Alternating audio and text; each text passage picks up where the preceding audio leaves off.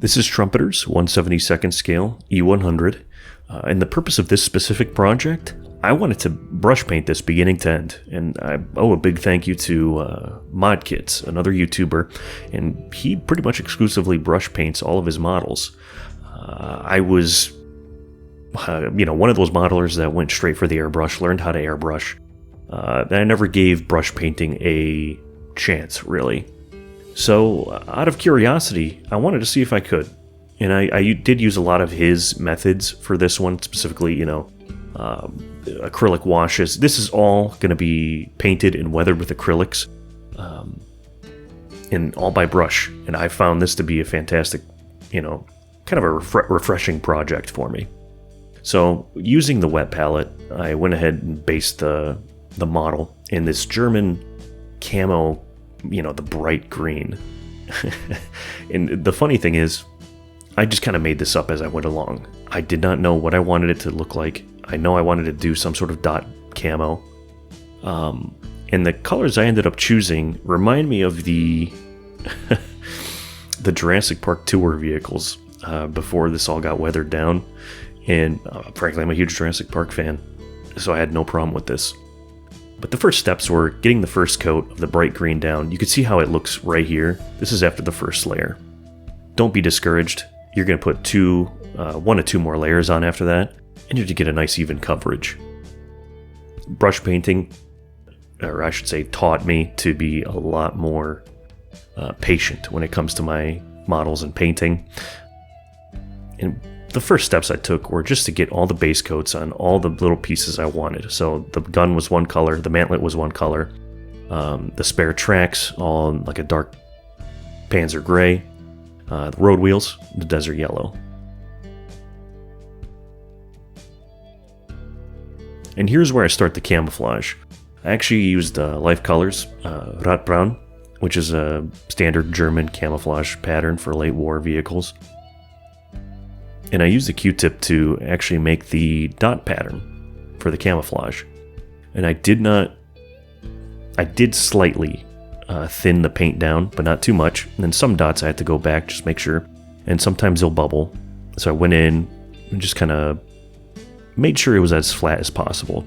And here you could see I did a faded dunkelgelb, like late war, quote unquote dark yellow.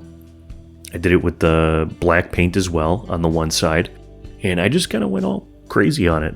There was no method to my madness, and if you kind of look at the colors, you can see that Jurassic Park color scheme I was talking about.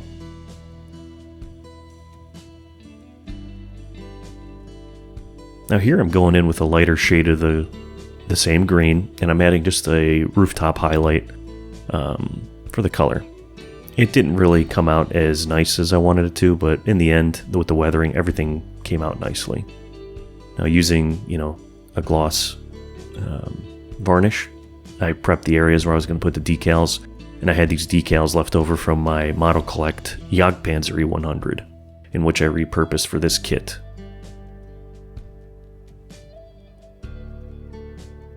Now the satin varnish, I went ahead and thinned it down, and I applied this using my Army Painter dry brushing brush. I somehow always end up using this above my other brushes. And I noticed in this project, I probably only used 2 or 3 different brushes for everything.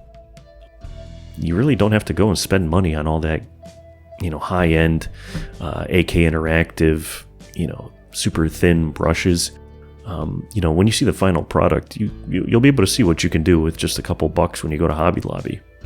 Now the wash is just the Model Air dirt and dark brown, a little bit of dish soap, and that helps with the allowing the wash itself to fill into the cracks, and a little bit, not a little bit, but a good amount of water to thin it down. Now because of the satin varnish, I really have no trouble going over the whole model with a wet wash or worry about the paint coming up.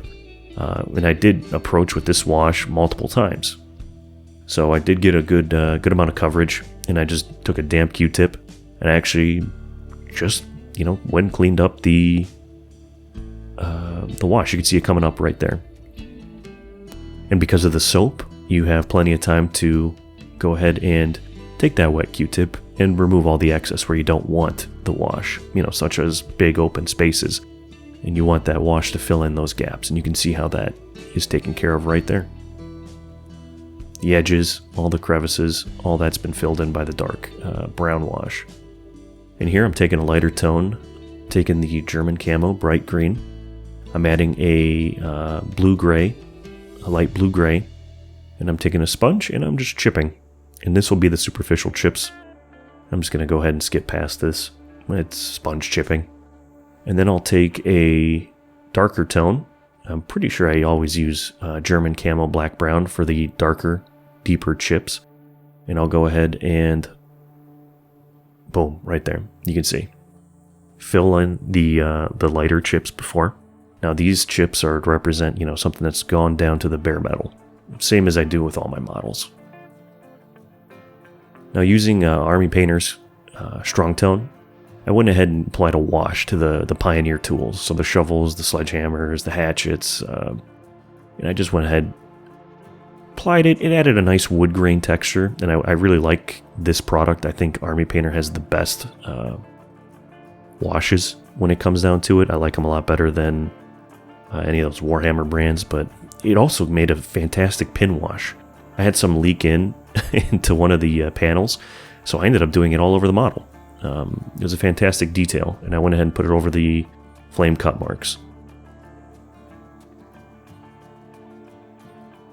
So, on my last King Tiger 1/35th scale, I did the tarps out of the putty. I wasn't too happy with this, so I went back to my tested method of making the tarps using, tissues and watered down PVA glue. And frankly, I was very happy with how the tarps were applied to this model. I wanted that, this guy's been in combat for who knows how long. The crew's just throwing stuff on there at this point, so the tarps are just draping over. And you can see that crazy, ridiculous bright camo is now starting to get toned down with the more weathering I do to it.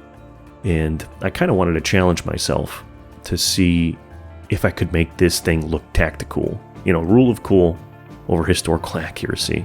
And if I could make something this ridiculous looking relatively cool, at least to me, I call this a success. And as you can see, I'm still using a brush for everything. The tarps painted a dark German gray, and I super glued a little piece of string so it looks like the tarp's hanging from there. And I was very impressed with how it all came out. And I'm going to end up putting even more tarps on this. But you can see the tarp draped over the anti-aircraft gun mounted to the turret. And I had a little extra rope just tied down the gun in its place. And there's the tarp for the barrel wrap. Very happy with how everything's coming together. And this is where we start the actual, grime level weathering. So I use the turret ring as a testing ground pretty much. Using a brush, I wet it with water, and then I just apply it to all the spots where I want to add the Model Air paint. And I pretty much just let it sit for a little bit, and then I take a little bit of damp brush and I start cleaning it away, piece by piece, layer by layer. And after a few times, I build up the effect. And it could be up to 4 or 5 times. The big thing is you're working with acrylics.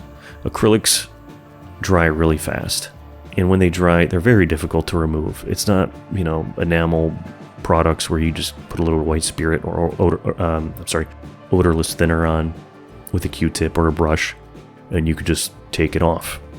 This, you got to work with it pretty much almost as soon as you put it down.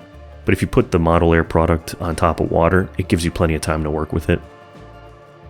You can see here I'm blending the same colors I used for the wash, the Model Air Dust and the Model Air Dark Brown. And I'm using this as the grime buildup on the engine deck. And I'm slowly blending it in, colors mixing in together.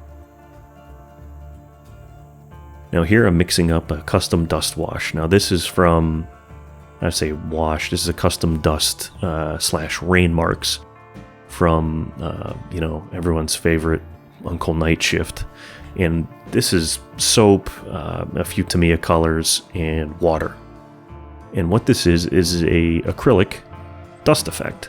And it's fantastic for, producing rain streaks, dust buildup in certain spots.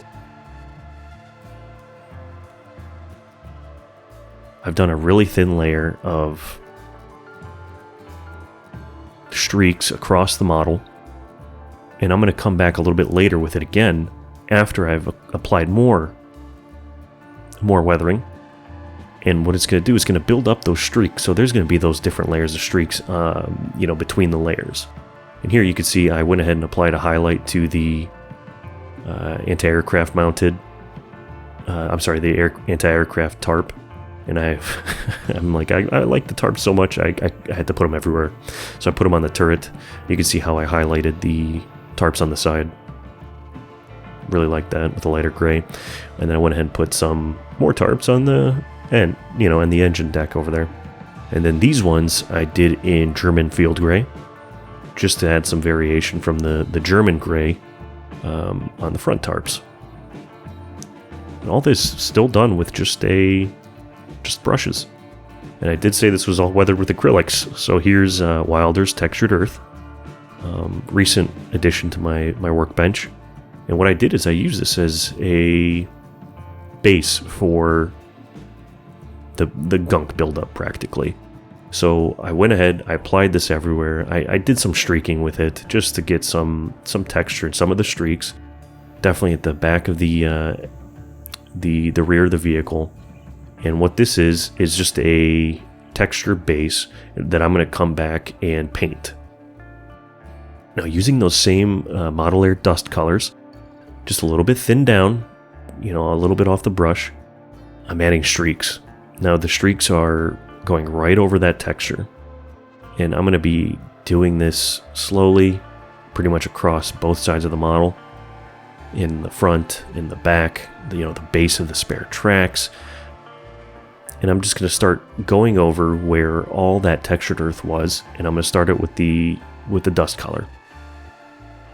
Now, it's easy to go crazy on the weathering. I tried not to. I think I did just the right amount, but if you don't put enough weathering on a model, you might think it just doesn't look finished. Now here I just took random brown colors, brown acrylics, and I flicked on using a toothpick and a brush just to add some mud splatter effects. When I went, front, back, both sides, and the engine deck. Engine deck was hard to get footage of. But here I also went in with some metallic paints, and I actually painted the running side of the road wheels so that those would be bare metal. But here we have the final layer of rain streaks, and you've pretty much seen everything. So how about we take a look at the final product? I'm very happy with it. Hope you guys enjoyed.